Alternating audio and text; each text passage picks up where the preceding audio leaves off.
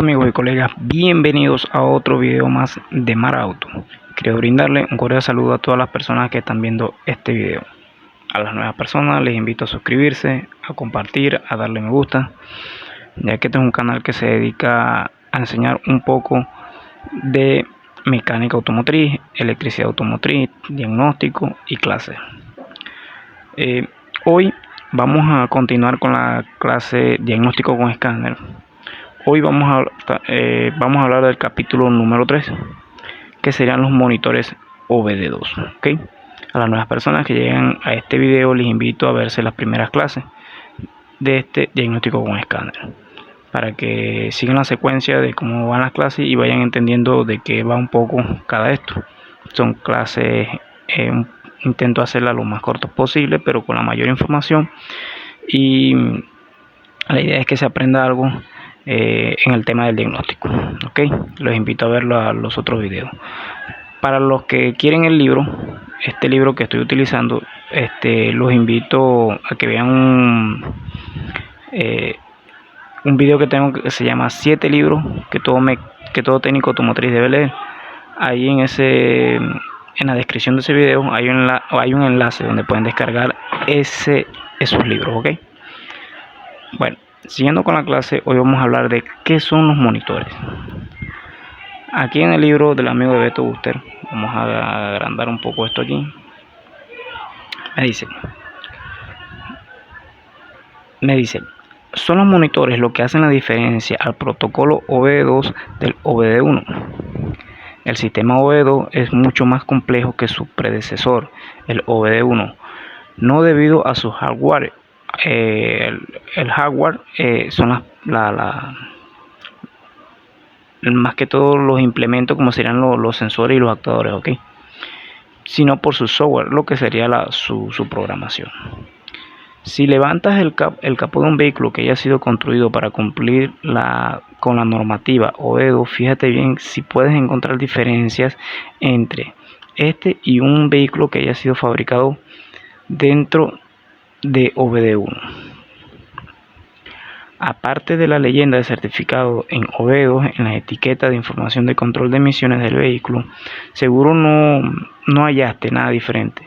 Eso se debe a que esto se debe a que lo que hace que un vehículo OBD2 cumpla con las regulaciones no en su hardware, sino en sus componentes físicos, ni eléctricos o electrónicos, sino el programa de funcionamiento que está instalado en el PCM. Por supuesto, si miras un poco más de cerca, podrás notar que hay uno o más sensores de oxígeno. Entonces es cierto, existe un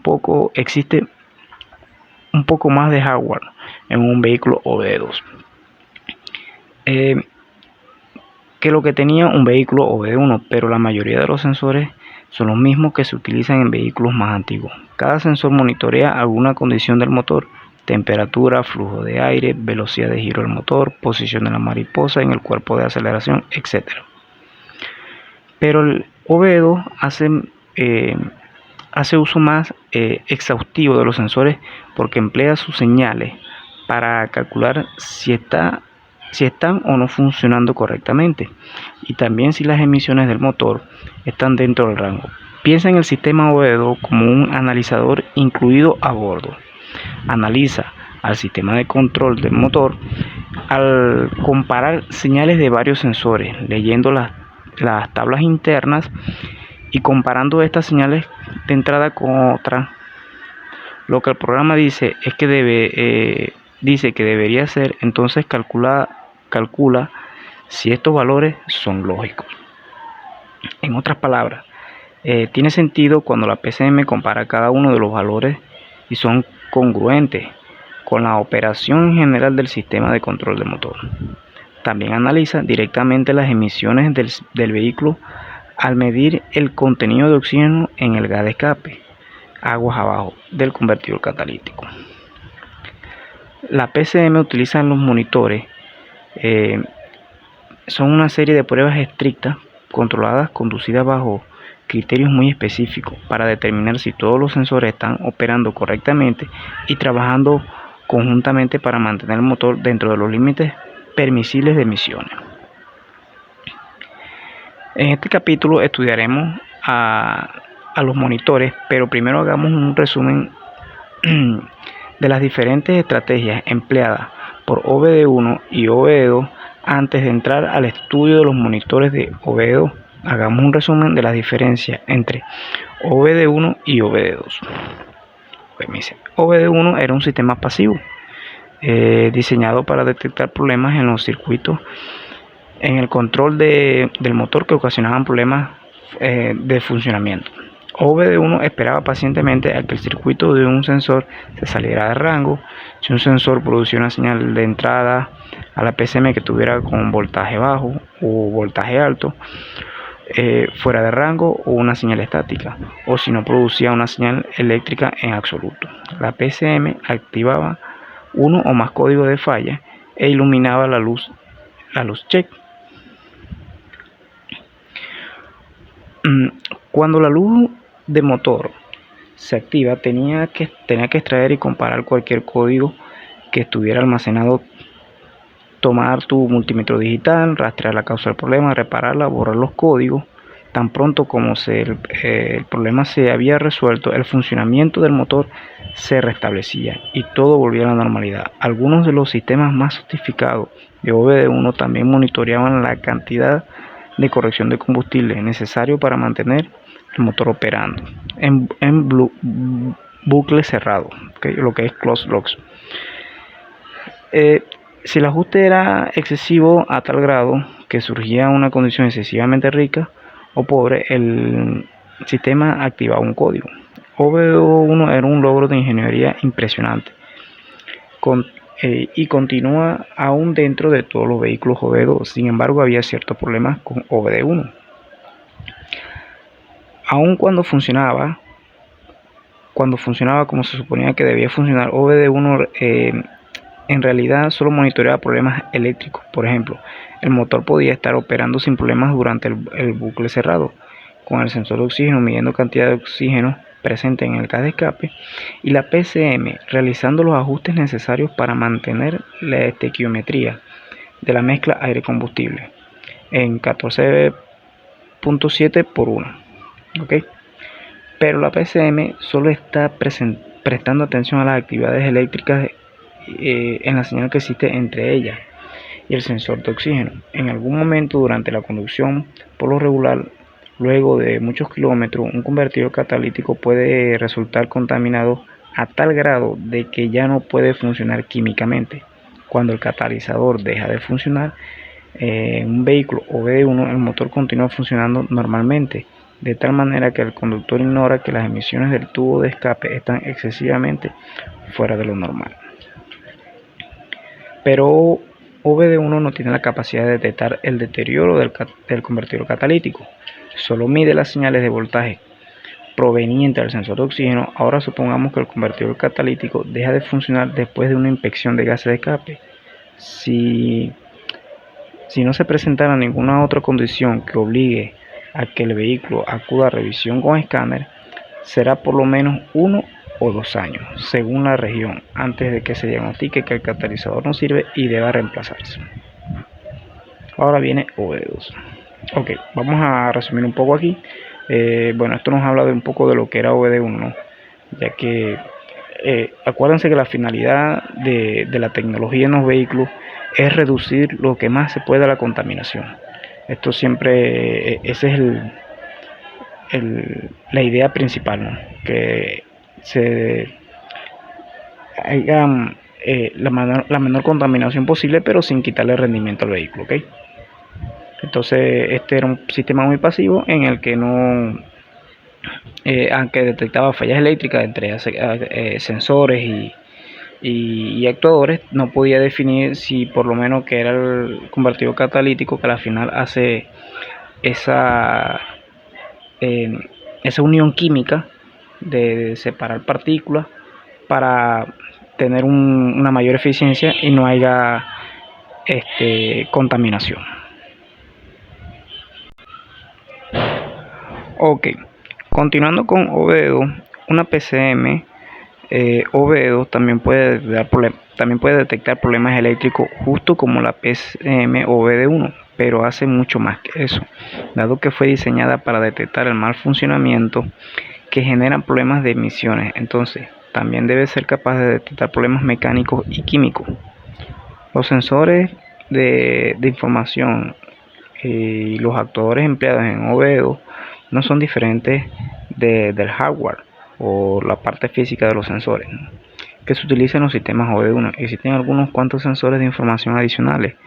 En un vehículo OBD2, por ejemplo, un vehículo de 4 cilindros tiene por lo menos 2 sensores de oxígeno calefactado, y uno V6 o V8 tiene al menos 3 sensores, uno en cada múltiple de escape antes del convertidor catalítico y uno después del convertidor para como dijimos al principio, en realidad es el software lo que distingue el OBD2 del OBD1. Veamos más de cerca el escenario del convertidor catalítico que ya no funciona en un vehículo OBD2. Existen 2 sensores de oxígeno para cada convertidor catalítico, uno corriente arriba del catalizador y uno corriente abajo de él. El sensor de corriente arriba cumple la misma función del sensor de oxígeno de un vehículo OBD1. Produce una señal de voltaje de entre 0.1 y 0.9 voltios que la PCM utiliza para determinar si hay muy poco o demasiado oxígeno en los gases de escape, para que la PCM pueda alterar el ancho de pulso de los inyectores de forma proporcional.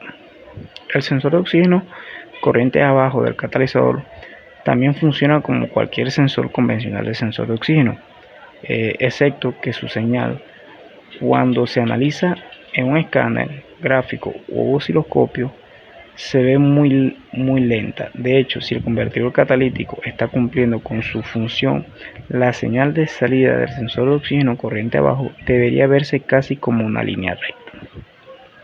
Ok, antes de seguir con el video, para los que quieren ver cómo funcionan los sensores de oxígeno y cómo funciona un catalizador, los invito a que vean la serie clase de mecánica automotriz, que ahí están incluidas esas clases de catalizador y sensores de oxígeno.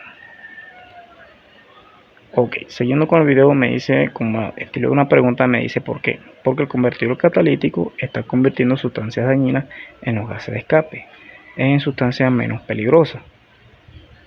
Entonces, el sensor de oxígeno corriente aguas abajo no debería estar detectando ni mucho ni poco oxígeno. La PCM compara los voltajes de entrada de los sensores de oxígeno corriente arriba y corriente abajo para determinar qué tan bien está funcionando el convertidor catalítico. Cuando el catalizador eventualmente comienza a deteriorarse, la frecuencia de las curvas ascendentes y descendentes del sensor de corriente abajo comenzará a incrementarse.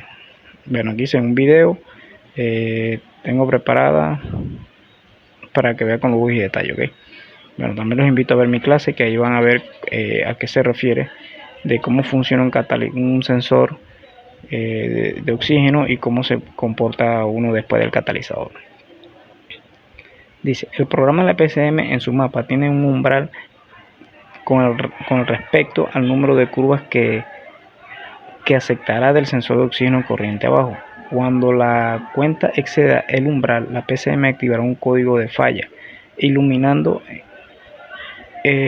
la luz check. En otras palabras, al comparar las señales de entrada de los dos sensores, una PCM OBD2 puede inferir un problema químico. Un catalizador es como un reactor químico.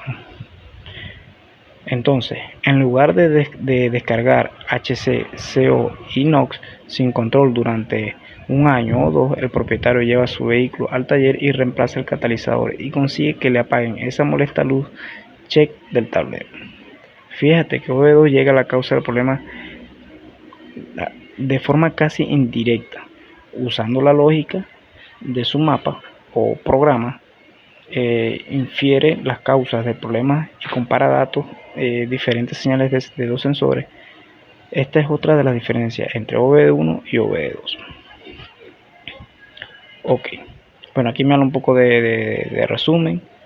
de lo que es la diferencia, pero creo que ya quedó un poco claro, ¿no? De la diferencia de que OBD1 era un sistema más pasivo, a cambio OBD2 es un sistema más activo en el que la señal intenta reaccionar más rápido, ¿no?, a la falla y corregirla lo más rápido posible.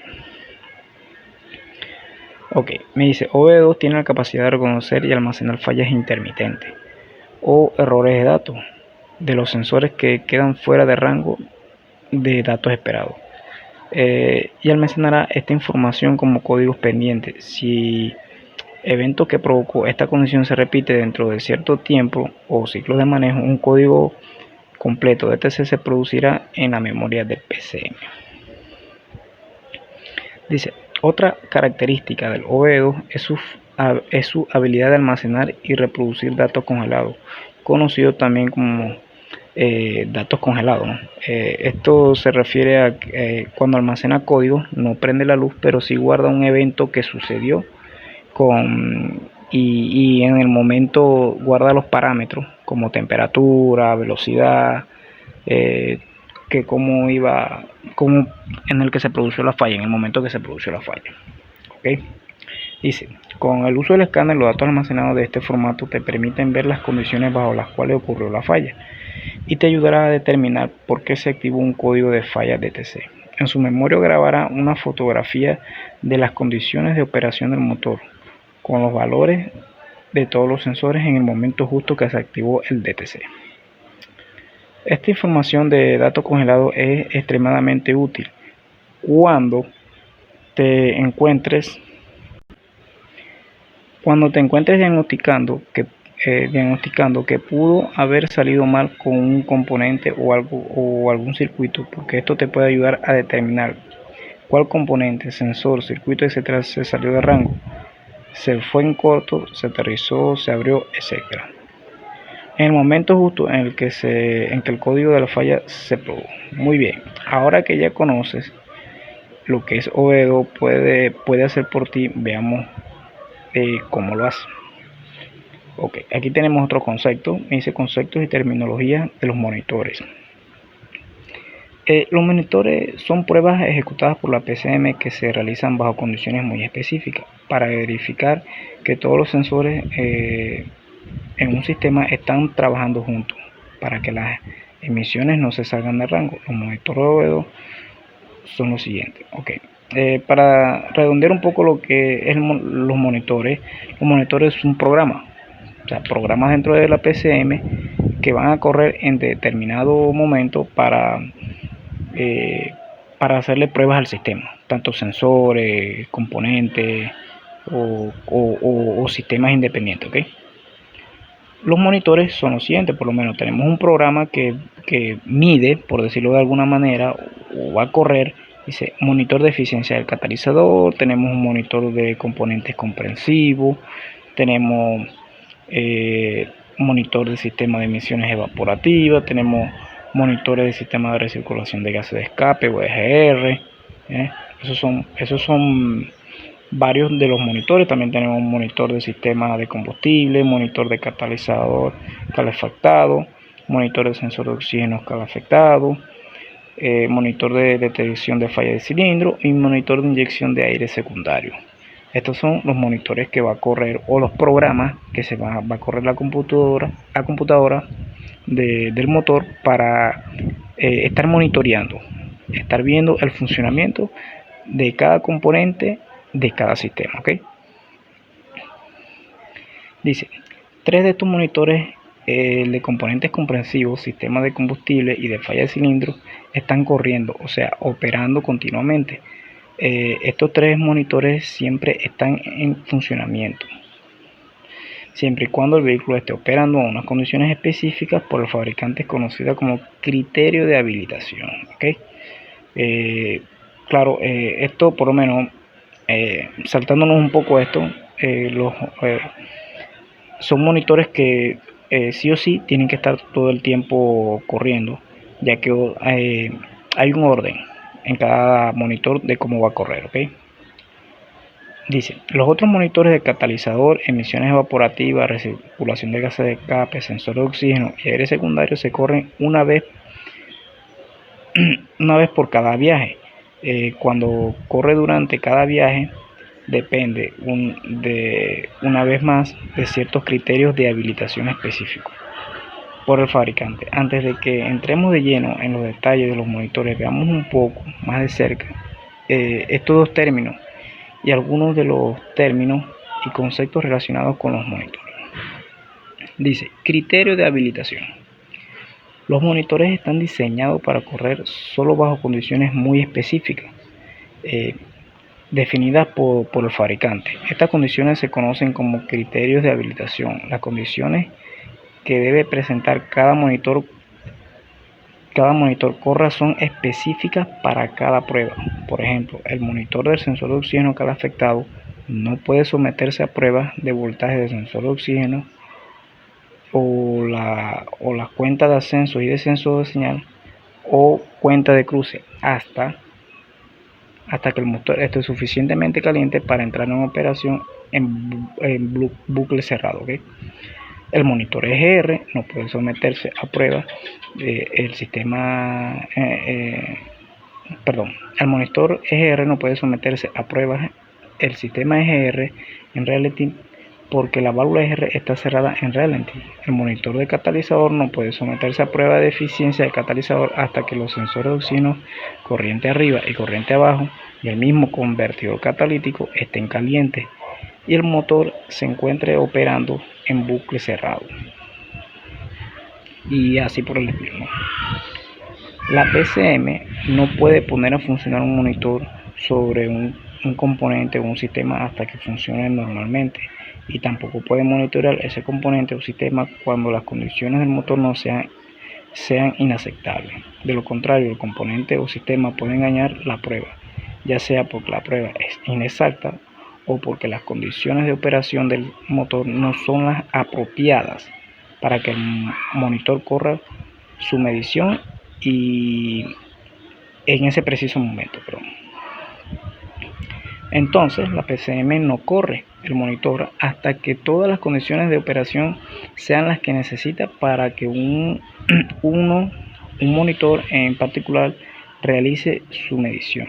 Es decir, que el criterio de habilitación se cumpla para que la medición de este monitor sea confiable.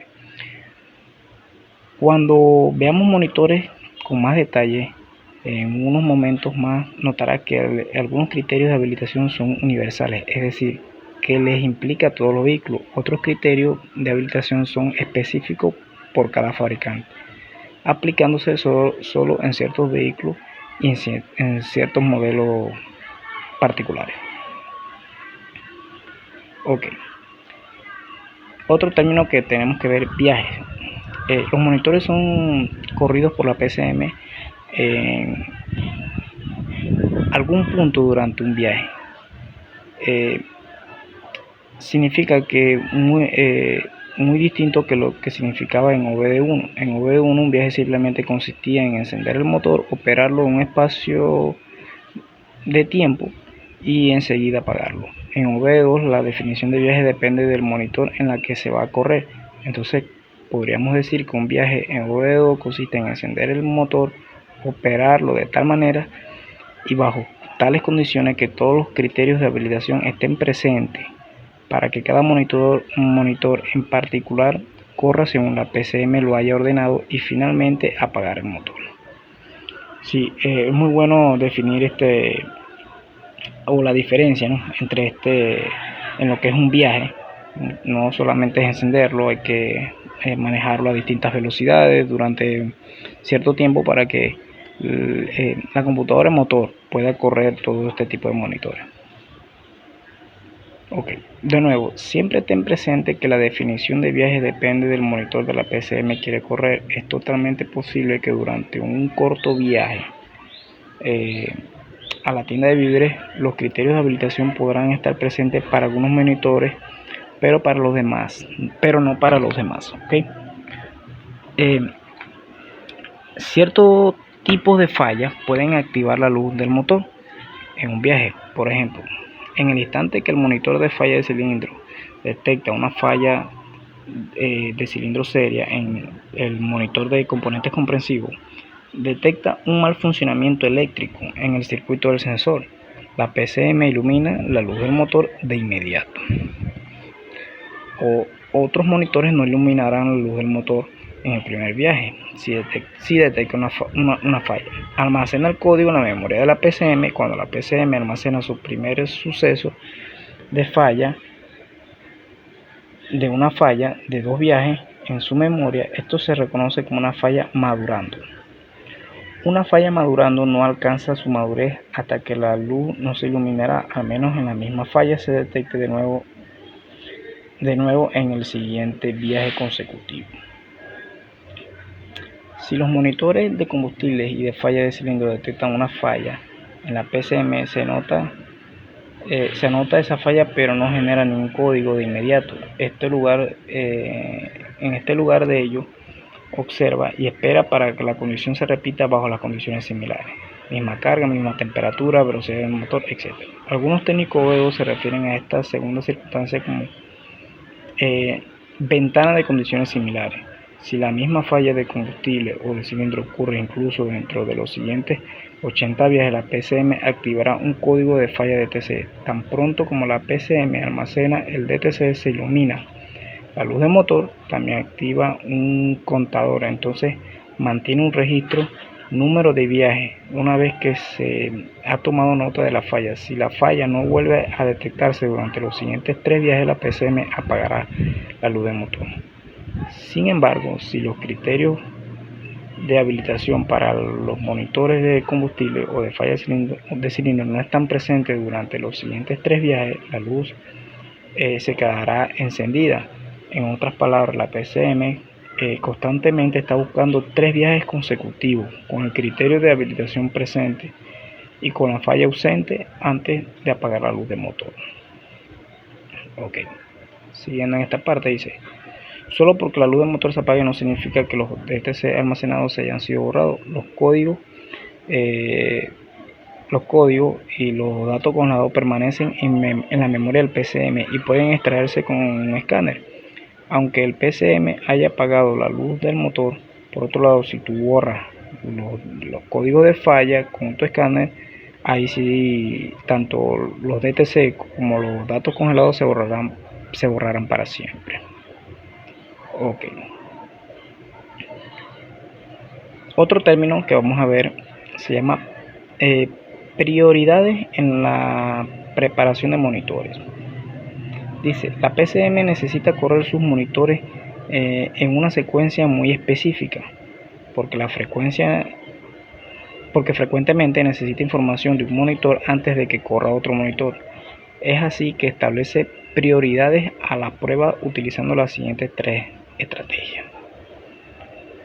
Me dice: pendiente. Si la PCM detecta un sensor del que necesita su monitor está defectuoso por alguna razón, la PCM no correrá el monitor y lo marcará como pendiente hasta que se realice la reparación en el reemplazo o circuito. Por ejemplo, si se generó uno de los sensores de oxígeno y ya está almacenado el PCM, entonces no correrá el monitor de catalizador, ya que el sensor hasta que el sensor se reemplace. Bueno, es lógico, los monitores no va a correr porque va a dar una prueba negativa, ya que el sensor está mal. Conflicto. La PCM se percata de que si 2 monitores están corriendo al mismo tiempo puede haber un conflicto. Entonces, previamente un monitor haga su recorrida mientras que permite que otro monitor corra primero. Por ejemplo, el monitor del catalizador no corre si el monitor de EGR está operando en ese momento, porque la EGR energiza a la válvula solenoide EGR, lo cual diluye la mezcla de carga de emisión, lo cual afecta la estequiometría en la composición aire-combustible. ¿Okay? Entonces la PCM empezará hasta que el monitor de EGR haya terminado su trabajo y sus pruebas, y entonces solo entonces la PCM correrá el monitor de catalizador. Okay. Esto es muy importante, ya que va corriendo programas por secuencia y de forma ordenada. Okay. Y suspendido. La PCM puede suspender un un monitor hasta que otro monitor haya corrido y haya recibido el grado de pase o aprobado. La PCM sabe que necesita que un sensor de oxígeno que funcione correctamente antes de que pueda correr el monitor de catalizador. Por tal motivo, la PCM suspenderá el monitor de catalizador hasta que el monitor del sensor de oxígeno haya corrido y resulta exitoso en su prueba.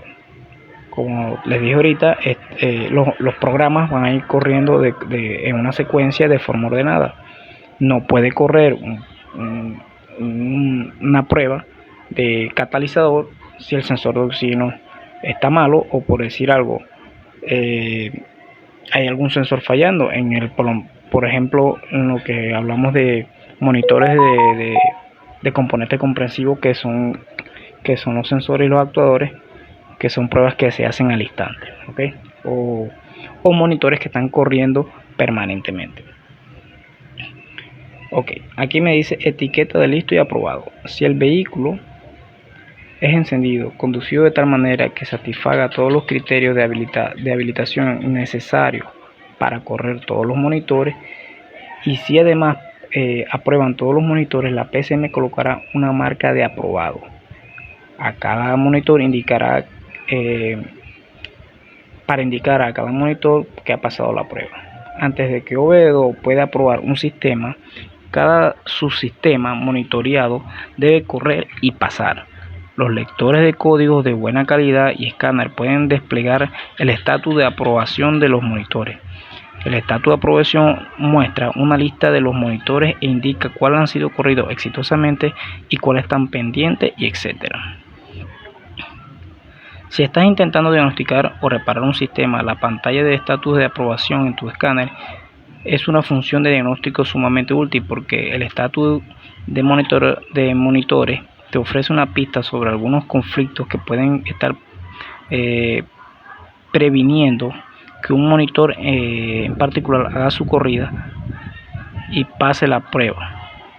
Por ejemplo, si el estatus de aprobación en la pantalla indica que los monitores de catalizador y de los sensores de oxígeno están vigentes, este te puede indicar un posible problema de que proviene de un monitor de sensor de oxígeno corra con normalidad, lo cual tú puedes verificar rápidamente al buscar si existe un código de falla que esté almacenado en la memoria. Como dijimos antes, el monitor de catalizador no podrá correr a menos que el catalizador de los sensores de oxígeno haya corrido y aprobado. Los escáneres OBD2 desplegan el estatus de aprobación de los monitores. Exacto, aunque es una tarea que casi no se ve al momento de hacer el diagnóstico, pero sí en los escáneres podemos ver si los monitores han sido puestos a prueba.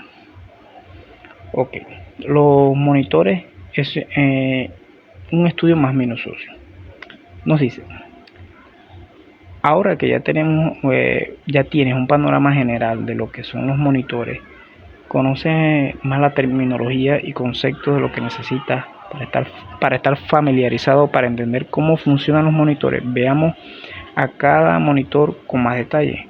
Comenzaremos con los 3 monitores: el de falla de cilindro, el de combustible y el de componentes comprensivos, que son los que corren continuamente, y luego nos moveremos a los estudios de los otros monitores. Ok, bueno amigos, yo voy a dejar la clase hasta aquí.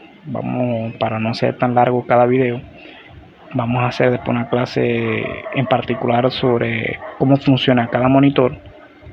Esta clase es para que te quede claro, ¿no? O por lo menos el significado, los términos, y nos demos una idea de cómo funciona cada monitor, ya que cada monitor solamente es un programa que corre para cada sistema del vehículo, ya sea de sensor de oxígeno, ya sea para el sistema de combustible, ya sea para el sistema EGR, para el sistema EVA. Cada tiene un programa que monitorea el funcionamiento de dicho sistema y de sus componentes. ¿Ok?